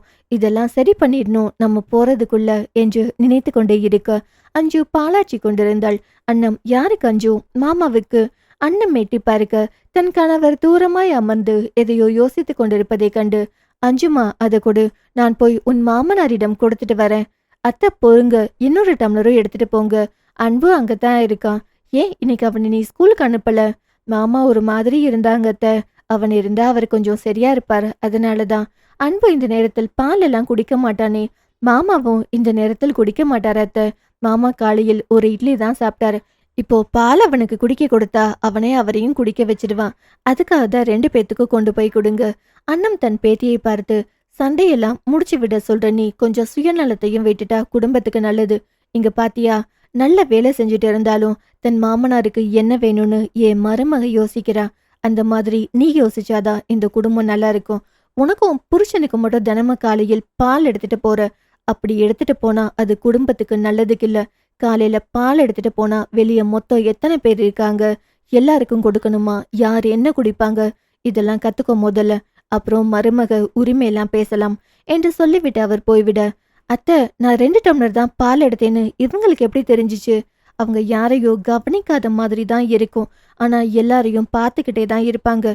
நீ கொஞ்சம் சூதானமா இருக்கிறது தான் உனக்கு நல்லது. உங்களுக்கும் இவங்களுக்கும் ஆகவே ஆகாதாம். இப்ப எப்படி 2 பேரும் இவ்ளோ க்ளோஸா இருக்கீங்க? புரிஞ்சுக்கிற வரைக்கும் தான் உறவுகள் எல்லாம் வேற மாதிரி தெரியும். இவங்க நம்ம குடும்பம்னு புரிஞ்சுக்கிட்டா அது ஆட்டோமேட்டிக்கா அவங்க ஒண்ணு சொன்னா நமக்கு வலிக்காது. நம்ம ஒண்ணு சொன்னா அவங்களும் தப்பா நினைக்க மாட்டாங்க. இந்த வீட்டு மருமகள் ஆகணும்னு ஆசைப்படுற நீ இந்த குடும்பத்து ஆட்களையும் நேசி, பொறுப்பு தானா உன் கைக்கு வரும். அண்ணம் கணவருக்கு ஒரு டம்ளரும் பேரனுக்கு ஒரு டம்ளரும் பால் கொடுத்து விட்டு அங்கே அமர, அன்பு, அப்பதான் என்ன சாமி? தாத்தா சாமி கிட்ட போயிட்டாருன்னா அம்மா சொல்றாங்க. திரும்பி எப்ப வருவாரு? திரும்பி எல்லாம் வர முடியாத இடத்துக்கு போயிட்டாரு. ஏன் திரும்பி வர மாட்டாரு? சாமி இந்த பூமிக்கு அனுப்புறப்பவே சில வருஷங்கள் செய் என்று சொல்லிதான் அனுப்புவாங்க. அந்த காலம் முடிஞ்சதும் கூப்பிட்டுப்பாங்க. அவன் தன் தாத்தாவின் கைப்பிடித்து, நான் சாமி கிட்ட சொல்லிடுவேன், என் தாத்தாவை என்னிடமிருந்து கூப்பிடாதீங்க என்று. அந்த வார்த்தையில் அன்னலட்சுமிக்கு கண் கலங்கியது. பேரனை அருகே அழைத்து அவன் தலைவருட அவரின் தோளில் சாய அவரின் கால்களை பிடித்து விட்டார் அருணாச்சலம். நேரம் அதன் போக்கிலோட மாலையில் சமைத்து கொண்டிருந்தார்கள் அடுப்படியில். அப்பொழுது அன்னம் அலுவலகத்தில் இருந்த மகிழுக்கு அழைத்தார். இளையவர்கள் அனைவரும் அவரவர் கேபினில் அமர்ந்து விட்டு போன வேலைகளை எல்லாம் முழு ஜோராய் பார்த்து கொண்டிருந்தார்கள். மகிழ் அழைப்பை ஏற்று, சொல்லுங்க அப்பத்தா, உன்ற வீட்டுக்காரருக்கு போன் பண்ணி என்ன அவருக்கு சாப்பிட பிடிக்கும்னு கேளுமா. அம்மாவை கேட்க சொல்லுங்க அப்பத்தா, நான் வேலை செஞ்சுட்டு இருக்கேன். அம்மா அவ புருஷனுக்கு கேட்டுப்பா. உன் புருஷனுக்கு நீ தான் கேட்கணும், சரியா? ஏனுங்க அப்பத்தா, அவர் வீட்டு மாப்பிள்ள பாப்பு கவனிக்கணும்ல, கேளு கூப்பிட்டு. அப்பதா, எனக்கு என்ன கொடுக்குறீங்களோ அதையே அவருக்கும் கொடுங்க. நான் என்ன கொடுத்தாலும் நீ சாப்பிட்டுப்ப. ஆனா அவர் எப்படின்னு தெரியாதுல, கேட்டுட்டு சொல்றேனுங்க அப்பதா என்றவள் அர்ஜுனுக்கு அழைக்க, என்னடி காலையில இருந்து ஒரு மெசேஜ் கூட பண்ணல? ஏன் உங்ககிட்ட செல் இல்லையா? நீங்க மெசேஜ் எல்லாம் பண்ண மாட்டீங்களா? எல்லாத்தையும் நானே பண்ணினா நீ என்னதான் பண்ணுவ? பேசி ஜெயிக்க முடியாது என்பதை அறிந்ததாள். நைட்டு சாப்பிட என்ன வேணும்? ஏன் எனக்காக சமைக்க போறியா? என் அப்பத்தா கேட்டாங்க, நீங்க எத்தனை மணிக்கு வருவீங்க? ஓ, அதான பார்த்தேன். சுடுதண்ணியே வச்சு தர ஆள் பிடிக்கிற ஆளு நீ, சமைக்கவா போற? கலாய்க்கிறத நிறுத்திட்டு எத்தனை மணிக்கு வரீங்க? இன்னைக்கு நம்ம வீட்டுக்கு போறோம்டி. டெய்லியும் அங்கதானே போறோம். ஏ லூசு, என் அப்பா வீட்டுக்கு போறோம். ஏன் என்றாள் ஒரு மாதிரி. இல்ல, எனக்கு புரியல. ஏன்னு கேக்குற? உன் வீட்டில் 3 நாள், என் வீட்டில் 3 நாள் அப்படிதானே பேசணும். என்றாள் சுரத்தையே இல்லாமல். வர பிடிக்கலனா நீ ஒண்ணு வர வேண்டாம், அங்கே இரு. நான் சொல்லாததை நீங்களா புரிஞ்சுக்கிட்டா நான் என்ன பண்றது? அப்போ வேலை முடிஞ்சதும் கிளம்பி வந்துடு. சரி, என் அம்மா வீட்டுக்கு எத்தனை மணிக்கு வருவோம்? ஏன்? என் அப்பா என்ன பார்க்காம எப்படி இருப்பாரு? 3 நாள் எங்க வீட்டில், அதுக்கேத்த மாதிரி மனசை ப்ரிப்பேர் ஆக்கிட்டு கிளம்பி வந்துடு என்றவன் அழைப்பை துண்டித்தான். அவள் முகத்தை ஒரு மாதிரி வைக்க பிரியா அவளையே பார்த்து, என்ன ஆச்சுடி? அவர் வீட்டுக்கு கூப்பிடுறாருடி, இன்னைக்கு சாயந்தரம் அங்கதான் போகணும். அம்மணி, சின்ன பிள்ளை திருத்தம். அவர் வீடு இல்ல, இனிமே அதான் உன் வீடு. என்றாள் ஒரு மாதிரி. புருஷன் வீட்டுக்கு போறதெல்லாம் ப்ரீ பிளானிங் தானே, அதுவும் 3 நாளைக்கு தானே. அதுக்கே மூஞ்சி அப்படி வச்சுக்கிற? காலையில் விடிஞ்சு எந்திரிச்சு கீழே வரும்போது என் அப்பா என்ன தேடுவார். நான் இல்லாட்டியா அவருக்கு முகம் ஒரு மாதிரி ஆகிடும். மாமா ஆஃபீஸ் எல்லா நாளும் காலையில் உன்னை பார்க்க தான் போறாரு. ஆஃபீஸ்ல ஓகே, நாளைக்கு சண்டே. ஒரு 10 நிமிஷம் அங்கிருந்து இங்க கிளம்பி வந்து காலையில் வந்து உன் முகத்தை காமிச்சிட்டு அப்புறம் உன் வீட்டுக்கு போயிடு. சின்ன சின்ன விஷயத்தையெல்லாம் பெருசு பெருசா திங்க் பண்ணாதடி. லைஃப் காம்ப்ளிகேட் பண்ணிக்காத. ஹாப்பியா இரு. புது வீடு, புது மனிதர்கள், அதை போய் எக்ஸ்பீரியன்ஸ் பண்ணு. ரொம்ப நல்லா இருக்கும். கில்மா ஜல்சா எல்லாம் இந்த வயதில் அனுபவித்தால் தான் உண்டு. என்னோட ரூம்ல படுத்துட்டு இன்னொரு ரூம்ல படுக்கிறது ஒரு மாதிரி இருக்காதா என்ன? எல்லாமே உன் கம்ஃபர்ட் ஜோன்ல இருக்கணும்னு நீ நினைச்சா அது ரொம்ப கஷ்டம் மகிழ். அந்த மைண்ட் செட்டை நீ மாத்த முதலில். தேவ் வேகமாக, பிரியா அவளை போட்டு குழப்பாத, அவளே 2 நாளில் சரியா போயிடுவா என்று வந்து அவளின் தோளில் கை போட்டு அவளை தேற்று மகிழ் ஒரு மாதிரி குரலில், மச்சான், சின்ன வயசுல இருந்து இதுதான் உன் ரூம். நாளைக்கு கல்யாணமானாலும் நீ இங்க தான் இருப்ப. உனக்கு வீட்டோட மாப்பிள்ள தான். உனக்கு பிடிச்ச எல்லாமே நாங்க செஞ்சு வைப்போம். உனக்கு எல்லாமே கிடைக்கும். இப்படி எல்லாமே சொல்லி சொல்லி கடைசியில எனக்கு பிடிச்ச எதுவுமே நடக்கல என்றாள் பாவமாய். அதுவரை அவரவர் வேலையை பார்த்த அனைவரும் அப்போது அவளின் வார்த்தையில் கவனிக்கும் போது ஆதனிக்கு ஏனோ அந்த வார்த்தை சொல்லென்று வலித்தது. எளிதாய் தியாகம் செய்து விட்டாள் என்று ஒற்றை வார்த்தையில் சொல்லிவிட்டோம். ஆனால் அவளுக்கு இந்த வாழ்க்கை பிடிக்கலையா என்பது போல் இருந்தது அவளுக்கு. நிலவனும் முகிலனும் எழுந்து வந்து அவளின் கைப்பிடித்து, ஜஸ்ட் 5 மந்த் தான் தங்கும், புது வீடு கட்டிடுவோம், அப்புறம் நீ எங்கேயும் போக வேண்டியதில்லை. இப்போதைக்கு 3 டேஸ் தானே, ஒன்று பண்ணலாம். சண்டே மட்டும்தானே நம்ம பார்த்துக்காத மாதிரி இருக்கும். அன்னைக்கும் அர்ஜுனை நம்ம வீட்டுக்கு வர மாதிரி பார்ட்டி பண்ணிடலாம். அவர் அதுக்கு ஒத்துக்கணும் இல்லையா என்றால் பாவமாக. பிரியா, பேசாம எல்லாரையும் சண்டே உன் வீட்டுக்கு கூட்டிட்டு போயிடு, அது இன்னும் பெட்டரா போயிடும் என்று அவள் விளையாட்டுக்கு சொல்ல உடனே அவள் சந்தோஷமாய், செம்ம ஐடியாடா, இனிமே சண்டே எல்லாரும் அங்க வந்துடுங்க. பிரியா தலையில் அடித்து கொண்டாள். இவளெல்லாம் திருத்துவதற்கு அர்ஜுன் ப்ரோவால் எல்லாம் முடியாதுடா சாமி என்று சொல்லிவிட்டு, சரி கிளம்பலாம், மணியாச்சு. நிலவனும் முகிலனும் எல்லாம் முன்னால் போய்விட பிரியா, மகிழ், தேவ் 3 பேரும் ஒன்றாக வந்து கொண்டிருந்தார்கள். பின்னாடி வந்த ஆதினி மகிழ் என்று அழைக்க அவள் திரும்பினாள். இருவரும் முகம் பார்த்து கொள்ள ஆதினி தயங்கி தயங்கி, மகிழ், உன்னோட மேரேஜ் லைஃப் எப்படி போகுது? மகிழ், நல்லா போகுது ஆதினி. ஆனா உன் முகம் பார்த்தா ஹாப்பியா இருக்கிற மாதிரி தெரியலையே. ஹாப்பியா இருக்கிறது எப்படி முகத்தில் தெரியும்? பிரியா, முகிலன், தேவ், ஜனனி, நிலவன், மிருது, அவங்க முகம் எல்லாம் ரொம்ப ஹாப்பியா இருக்கு.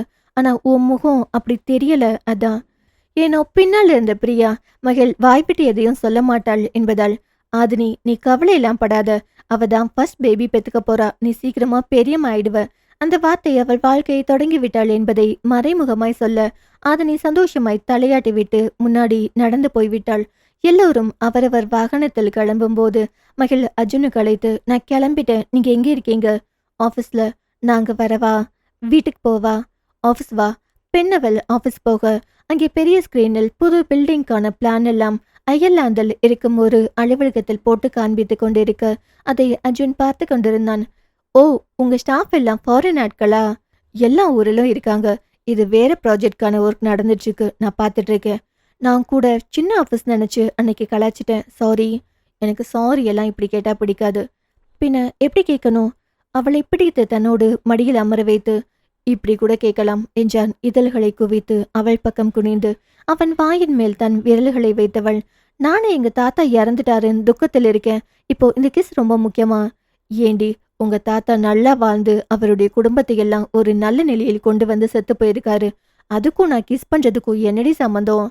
அவர் இறந்து போய் 3 நாள் தான் முடிஞ்சிருக்கு, அதுக்குள்ள கிஸ் எல்லாம் பண்ணலாமா? அவளையே பார்த்தான். ஏன் அப்படி பாக்குறீங்க? நான் உன்கிட்ட நல்லவனா இருக்கிறதா கெட்டவனா இருக்கிறதான்னு யோசிக்கிறேன். என்கிட்ட உங்க பாச்சா எல்லாம் பழிக்காது சரியா என்றால் ஒரு முறை போடு. அலுவலக கதவை தாளிட்டு மூடினான். என்ன பண்றீங்க அர்ஜுன் என்றால் ஒரு மாதிரி யோசனையுடன்.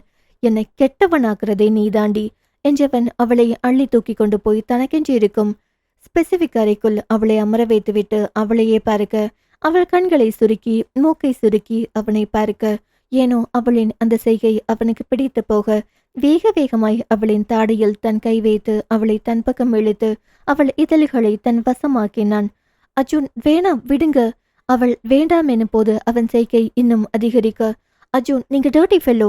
அவன் அவளை தன்வசமாக்க, அர்ஜுன் நீங்க ஸ்டூபிட். அந்த வார்த்தைகள் எல்லாம் அவனுக்குள் இருக்கும் மோகத்தீயை மூட்டிவிட அவளின் தேகத்தை தீயாக்கி கொண்டிருந்தான் அவன். அவன் செய்கைகளில் அவளோ அர்ஜுன் விடுங்க, அர்ஜுன் விடுங்க, அஜு விடுங்க. அதில் அவன் அவள் முகத்தை உச்சி பார்க்க அவள் கண்களை மூடியிருந்தாள்.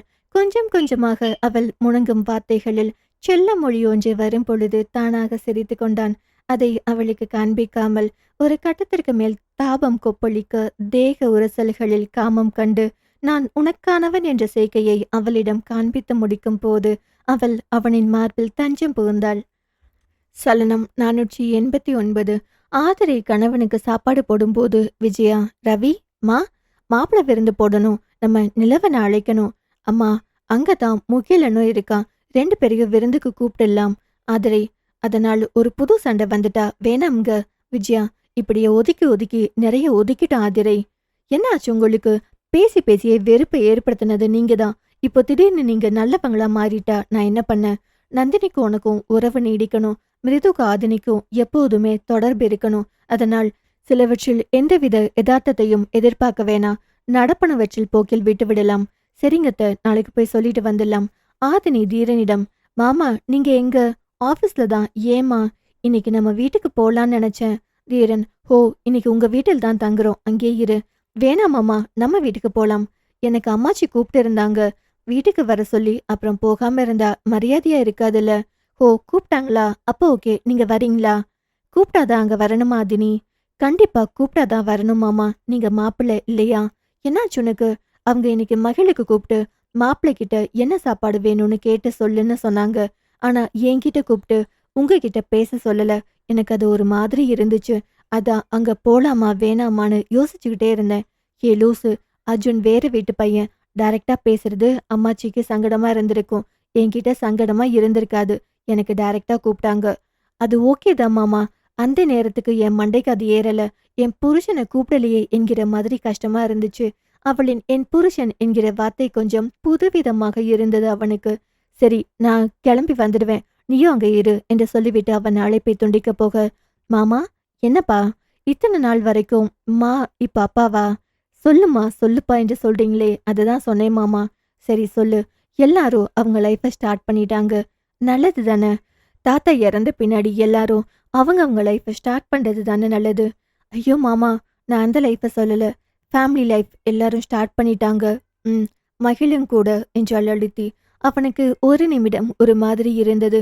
இருந்தாலும் தன்னை சீர்படுத்தி கொண்டு கல்யாணம் ஆயிட்டா எல்லாரும் அவங்கவுங்க வாழ்க்கை தொடங்குவது நல்லதுதான். நம்மளும் நம்ம லைஃபை ஸ்டார்ட் பண்ணலாம். நாளைக்கு ஹனிமூன் போலாம். எங்க? எனக்கு அலுவலக ஒர்க் ஜாஸ்தியா இருக்கிறதுனால லோக்கல்ல தான் போக முடியும். லோக்கல் என்றால் உங்க வீடா எங்க வீடா மாமா? ஒரு புன்னகையோடு, ஊட்டி கொடைக்கானல் அப்படி கூட இருக்கலாம். ஹோ அந்த லோக்கலா என்றவள் சிரிக்க, மாமா ஊட்டி பார்த்து போர் அடிச்சிருச்சு, நான் இன்னும் கொடைக்கானல் போகல, அங்க போலாமா? ஓகே, சீக்கிரம் வாங்க. அவளின் அந்த ஒரு வரி தீரனின் எல்லா வேலைகளையும் ஒரு நொடியில் லேசாக மாற்றியது. சரி சரி, இப்பவே கிளம்புறேன் என்றவன் போனை துண்டிக்கும் போது கூட உதட்டோரம் ஓர் இளம் சிரிப்பு ஒட்டிக்கிட்டே இருந்தது. மொபைல் வைத்ததும் ஆதினி சோஃபாவில் அமர்ந்துகிட்டே அதே இடத்தை பார்த்து சில நொடிகள் சும்மா இருந்தாள். எல்லோரும் அவங்க ஃபேமிலி லைஃப் ஸ்டார்ட் பண்ணிட்டாங்க.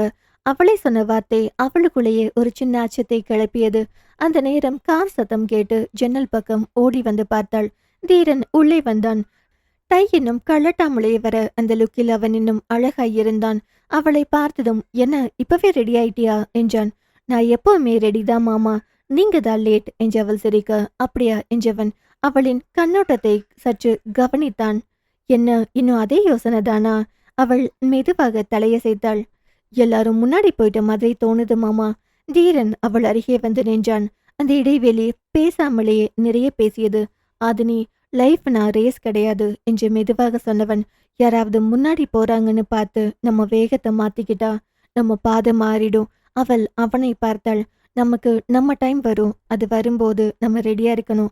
அதுக்காக தான் இந்த கொடைக்கானல் ட்ரிப். நாளைக்கு போலாம். அவள் கைப்பிடித்தாள். அர்ஜுன், ஆஃபீஸ்ல யாராச்சும் இப்படி நடந்துப்பாங்களா? இந்த ஃபீல்டெல்லாம் கண்ட்ரோல் பண்ண தெரியாதா உங்களுக்கு?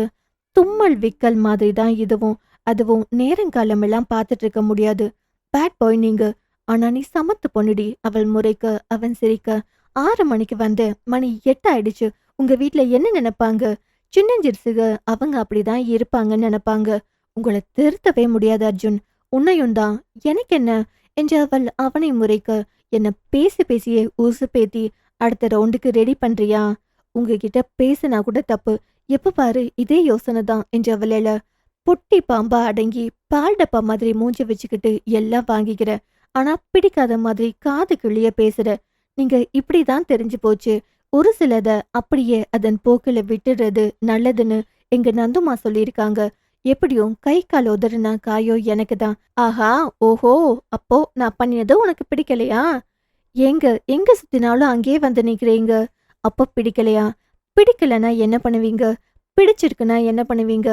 பிடிக்கல என்றால் இன்னொரு ரவுண்டு பிடிக்கிற மாதிரி பண்ணுவேன். எனக்கு என் பொண்டாட்டி விருப்பமே முக்கியம். பெண்ணவள் 2 கைகளையும் எடுத்து கும்பிட்டு, ஆள விடுங்க சாமி. அவன் அவளின் செய்கையில் சிரிக்க, போலாமா? ஏண்டி? சொல்லுங்க. ஒருவேளை என்னோட டச்சிங் உனக்கு பிடிக்கல என்றால், இத்தனைக்கும் பிறகும் எதற்காக இந்த உறவை உடைத்து எறிந்துவிட்டு போகாமல் இருக்க? அவன் கேட்ட பின்புதான் இப்படியெல்லாம் ஒரு விஷயம் இருக்கிறது என்று அவளுக்கு தெரிந்தது. அப்படியெல்லாம் அவள் யோசிக்கவும் இல்லை. இதுதான் இயல்பு என்ற வாழ்க்கையை ஏற்றுக்கொண்டவளிடம் போய், நீ ஏன் என்னை விட்டு விட்டு போகாமல் இருக்க என்று அவன் கேட்கும் கேள்வி பார்த்து அவளுக்கு வியப்பாக இருந்தது. நான் ஏன் போகணும்? அதற்கு பின் அவன் எதுவும் பேசவில்லை. உங்ககிட்ட தான் கேட்கிறேன், நான் எதுக்கு போகணும்? நமக்குள் காதல் இல்ல, நட்பு இல்ல, எதுவுமே அற்ற ஒரு உறவை தூக்கி ஏன் சுமக்கிற? தாலியை எடுத்துக்காட்டி எதுவும் மற்ற உறவா இது? அதை எறிந்துவிட்டு செல்வது மிகவும் இலகுவான ஒன்றுதான். எனக்கு அப்படியெல்லாம் தோணல. அதே கேள்விய நான் உங்ககிட்ட கேட்கிறேன். உங்களுக்கு ஏன் விட்டுட்டு போகணும்னு தோணல? நேசித்தல் என்பது எப்படி உண்மையானதோ அதே மாதிரி வெறுப்பது என்பது உண்மையானது. நான் நேசிக்கிறேன், நீ வெறுக்கிறாய். உன்னோட நேசங்கள் இன்னைக்கு கிடைக்காட்டியும் என்றேனும் கிடைக்கும். அதுவரை நான் காதலித்து விட்டு போகிறேன். அப்புறம் நானே கேட்கணும்னு நினைச்சேன். உங்க தாத்தா இறந்தப்போ எவ்வளவு வருத்தப்பட்ட? ஒருவேளை நான் இறந்து போனா எனக்காக அழுவியா? அந்த மாதிரியெல்லாம் அவனை நினைத்து பார்க்காததால் அவள் நிமிர்ந்து அவனை பார்க்க, சொல்லுடி, என்னோட ஆப்சன்ஸ் உனக்கு எப்படி இருக்கும்? எனக்கு தெரியல. நாளை நான் இறந்தாலும் உனக்கு எந்த கவலையும் இருக்காது. உன் வாழ்க்கை சாதாரணமா நகரும். ஏன் லூசு மாதிரி பேசிட்டு இருக்கீங்க? நீங்க விளையாட்டுக்கு கேக்குறீங்க என்று எனக்கு தெரியும். ஆனாலும் ஒரு உண்மை சொல்லட்டுமா? நம்ம வாயிலிருந்து வரும் வார்த்தைக்கு சக்திகள் அதிகம். இது நம்ம ஓயாம செய்கிறோமோ அது ஒரு நாள் நடந்தே தீரும். அதனால்தான் பெரியவங்க நல்லதையே பேசுன்னு சொல்றாங்க. தயவு செஞ்சு இனிமே இந்த டாபிக் பேசாதீங்க என்று சொல்லி அத்தகைய பேச்சுக்கு அவள் அத்தோடு முற்றுப்புள்ளி வைத்தாள். மகள், ஏங்க, என்னடி? குளிக்கணும். ஏய், எதுக்கு? ஏ வண்டி சாமி, குளிக்காம அங்க எல்லாம் போய் உட்காரக்கூடாது. உனக்கு மாற்றிக்க ட்ரெஸ் அதெல்லாம் இல்ல. உன் வீட்டிலிருந்து பிரியாவை எடுத்துட்டு வந்து தர சொல்லட்டுமா? ஐயா, அவ்வளவுதான். அவ ஓட்டியே கொன்னுடுவா. அப்ப வீட்டுக்கு போயிடலாமா? நோ, குளிக்காம நான் எங்கேயும் நகர மாட்டேன். என்னோட ட்ரெஸ் போடுறியா? அப்புறம் நீங்க என்ன பண்ணுவீங்க? சம்டைம்ஸ் ஒர்க் ரிலேட்டடா நான் இங்க தூங்க வேண்டி வரும். அதனால எனக்கு என்ன சில ட்ரெஸ் இருக்கு என்றவன் ஷார்ட்ஸ் டிஷர்ட் கொடுக்க, குளித்துவிட்டு அதை அணிந்து வந்தாள். அவன் அவளை பார்த்தான். ஆடவனின் சட்டையை போட்டு அவனிடம் நீட்ட அவளின் கைவிரலை மடித்து விட்டான். அவளின் சட்டை கலரை எடுத்து விட்டான். சில விஷயங்கள் அவளை அறியாமல் அதில் இயல்பாகி கொண்டிருந்தாள். யாருடைய உடையையும் அணியாதவள் அவள். ஆனால் அவனின் முன் அவனுடைய ஆடைகளை அணியும் போது அவளுக்கு யாரோ ஆடை மாதிரி தெரியவில்லை. அங்கம் கலந்த பின் அசிங்கங்கள் என்று ஐயரவுகள் என்று எண்ணம் எல்லாம் மறைந்து போனதை அவள் அறியாது போனாள். ஆனால் அவளின் ஒவ்வொரு செய்கையும் அவன் அணு அணுவாய் மனதிற்குள் குறித்து கொண்டிருந்தான். அவளுக்கே தெரியாமல் தன் அருகில் அவளை வெகு இயல்பாக நெருங்க வைத்துக் கொண்டிருந்தான் அவன். பின் அவள் வாகனத்தில் ஏறியதும், ஏண்டி பசிக்குதா? அவளிடம் மௌனம். அதான, உன்கிட்ட போய் கேட்டேன் பாரு. உழைத்ததெல்லாம் நான். அப்புறம் உனக்கு ஏன் பசிக்க போகுது? அவள் முறைத்து கொண்டே, சீக்கிரம் வீட்டுக்கு போலாம். ஏன் மென்டல்? பசிக்குதுன்னு சொல்றேன். இவ்வளவு பசியில் வீட்டுக்கு போகணுமா? எவ்வளவு பசியா இருந்தாலும் வீட்டுக்கு போய் தான் சாப்பிடணும். அதான் எங்க வீட்டு ரூல்ஸ். அப்புறம் இந்த ட்ரெஸ் போட்டுட்டு கடைக்கெல்லாம் போக முடியாது. வேணும்னா நீங்க போய் சாப்பிட்டு வாங்க. உன்னை விட்டுட்டு நான் எப்படி போவேன்? சரி வீட்டுக்கு போலாம்.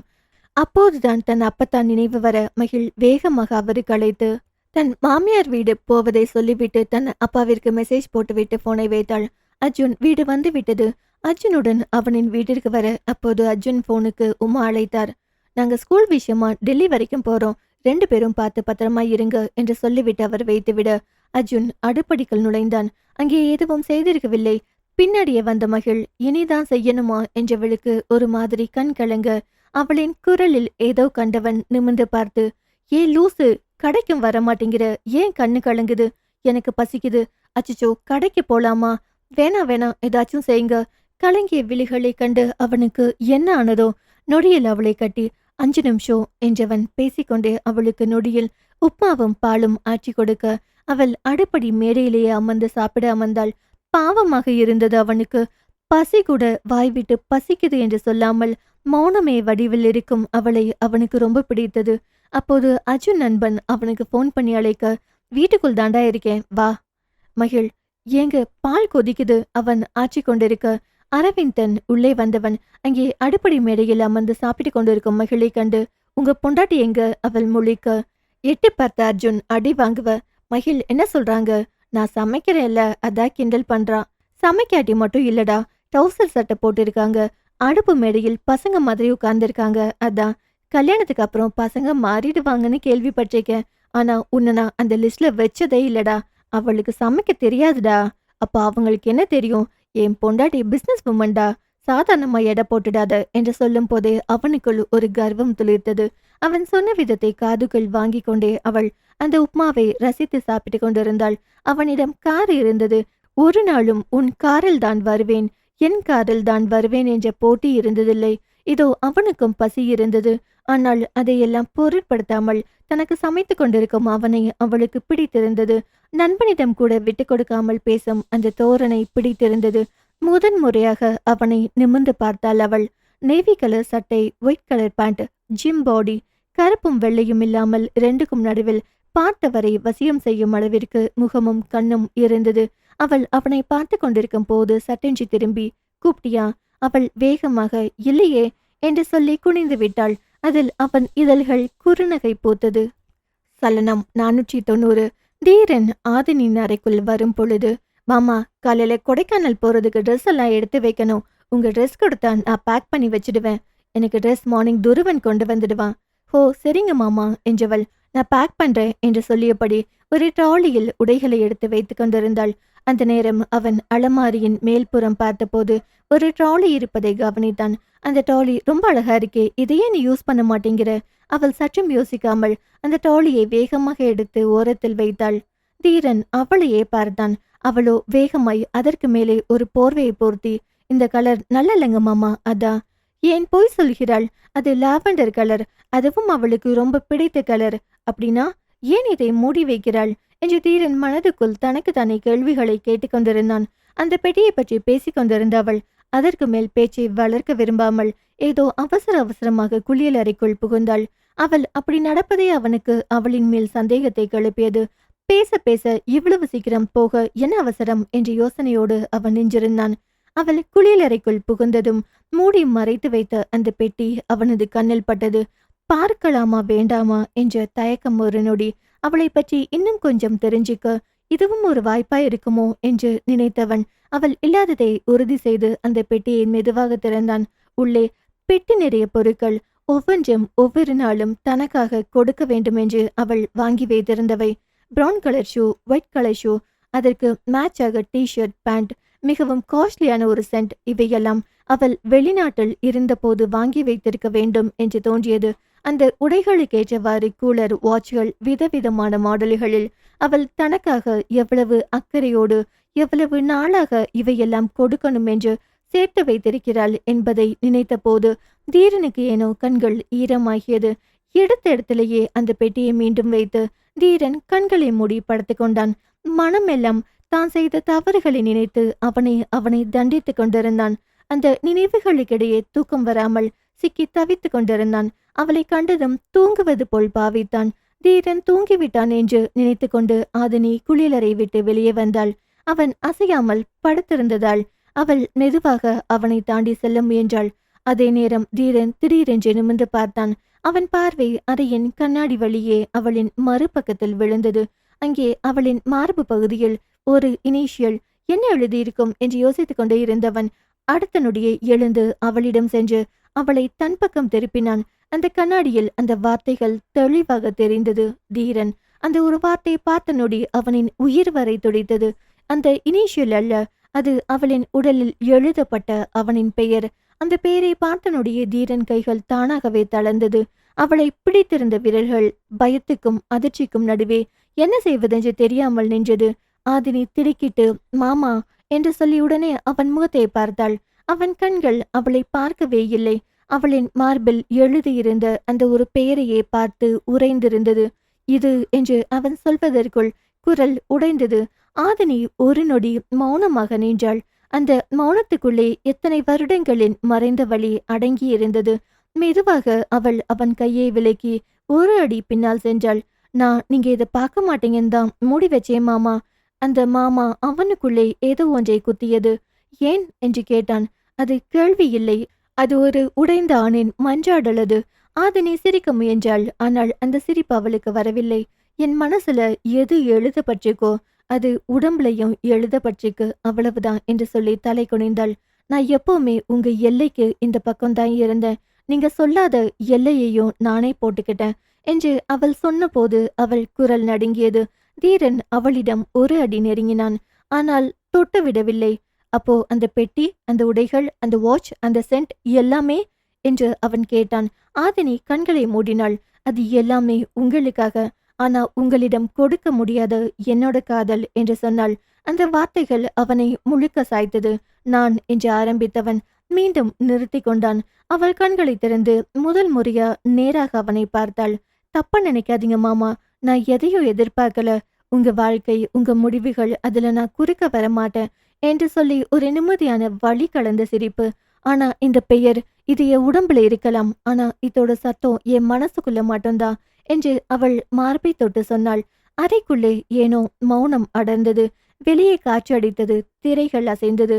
அந்த அசைவுக்குள்ளே இரண்டு மனிதர்களின் வாழ்க்கை முன்னாடி போலாமா பின்னாடி திரும்பலாமா என்ற கேள்வியில் நின்று கொண்டிருந்தது. தீரன் முதல் முறையாக ஒரு முடிவின் விளிம்பில் நின்றான். அதிகாலை குளித்து கிளம்பி வந்த அஞ்சு அன்று தன் மாமியார் இன்னும் வராமல் இருப்பதால் இன்னும் காணும், கொஞ்ச நேரம் தூங்கட்டும் என்று நினைத்து கொண்டே வர அப்போது பிரியா குளித்து கிளம்பி வந்தாள். ஏன் பிரியா இந்நேரத்துக்கு எழுந்துட்ட? முகிலன் அவருக்கு ஒரு ஆபீஸ் கால் வந்துச்சுங்கத்த. அவர் ஈஸ்வர் மாமா என் அப்பா எல்லாம் கான்ஃபரன்ஸ் காலில் இருக்காங்கத்த. அவங்க வேலை செய்யறப்போ நம்ம தூங்கிட்டு இருந்தா அவங்களுக்கு ஒரு மாதிரி டயர்டா இருக்கும்னு எழுந்து குளிச்சுட்டு வந்துட்டேன். பூஜை அறை வந்த அஞ்சு அவளிடம் தீப்பெட்டியை கொடுத்து போய் சுத்தம் செய்து விளக்கேத்து சரிங்கத்த என்றவள் பூஜை அறை போய் சுத்தம் செய்து கொண்டிருக்கும் போது அண்ணம் அப்போதுதான் வந்தார். திரும்பும் போதுதான் அவர் நிற்பதை கண்டு, இந்தாங்க அப்பத்தா, நீங்களே விளக்கேத்துங்க. அஞ்சு எங்க? அவங்க தான் என்ன விளக்கேற்ற சொன்னாங்க. எங்க 2 பேரில் யார் முதல்ல வரமோ அவங்க ஏற்றிடுவோம். இன்னைக்கு நீ யார் விளக்கேத்தினா என்ன? வீட்டில் விளக்கு பத்த வைக்கணும், எல்லோரின் நலனுக்காகவும் வேண்டிக்கணும், அவ்வளவுதான், நீயே பத்தவே. பிரியா விளக்கேற்றி விட்டு திரும்பும் போதுதான் அங்கே மிருது வருவதைக் கண்டு அவளை பார்த்து புன்னகைக்க அவளுக்கு ஏதோ அந்த காட்சியை கண்டு கோபமாய் போனது. பிரியா அடுத்த அடுப்புக்கு வந்து அஞ்சுவிடம், அத்தை ஏதாவது ஹெல்ப் பண்ணவா? அண்ணம், நாள் பூரா ஆபீஸ்ல வேலை செஞ்சுட்டு வீட்டுல என்ன வேலை செய்வேன்னு இந்நேரத்துக்கு எழுந்து என்ன பண்ண போற? போய் கொஞ்சம் ரெஸ்ட் எடு. அப்பத்தா உங்க பேரன் எழுந்துட்டாரு, அவரை முழிக்க வச்சுட்டு நான் தூங்குனா நல்லாவா இருக்கும் என்னும் போது அஞ்சு பால் காய்ச்சி இந்தா போய் முதலில் முகிலனுக்கு கொடு என்று சொல்லிவிட்டு அவள் ஈஸ்வருக்கு பாலாச்சி கொண்டிருக்கும் போது மிருது உள்ளே வந்தாள். அத்தை யாருக்கு பால்? உங்க மாமாவுக்குடி என்றவள். அத்தை உங்க மகன் முழிச்சிருக்காரு, நான் போய் கொடுத்துட்டு வரேன் என்று அஞ்சு நகர போக மிருது, ஏன் உங்களுக்கும் அம்மாச்சிக்கும் என்னை பிடிக்கவே இல்லை? 2 பேருமே அவளையே பார்க்க 3வது வீட்டிலிருந்து வந்த பொண்ணு வந்து விளக்கேத்துது.